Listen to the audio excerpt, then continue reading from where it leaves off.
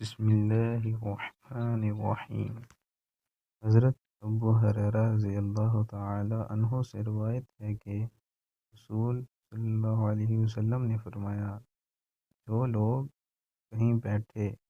تو انہوں نے اس نشست میں نہ اللہ کو یاد کیا اور نہ اپنے نبی صلی اللہ علیہ وسلم پر درود بھیجا،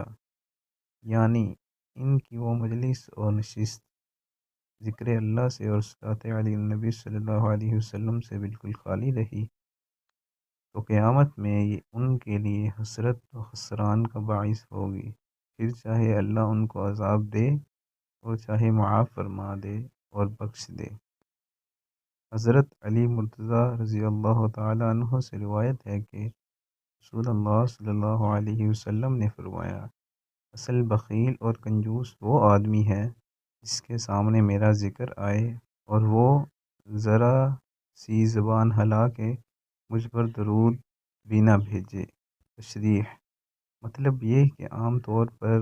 سے بخیل ایسے آدمی کو سمجھا جاتا ہے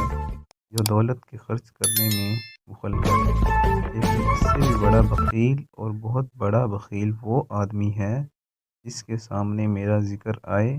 اور وہ زبان سے درود کے 2 کلمے کہنے میں بھی بخل کرے، حالانکہ آپ صلی اللہ علیہ وسلم نے امت کے لیے وہ کیا ہے اور امت کو آپ کے ہاتھوں سے وہ دولت عظمیٰ ملی ہے کہ اگر ہر امتی اپنی جان بھی آپ صلی اللہ علیہ وسلم کے لیے قربان کر دے تو حق ادا نہ ہو سکے گا۔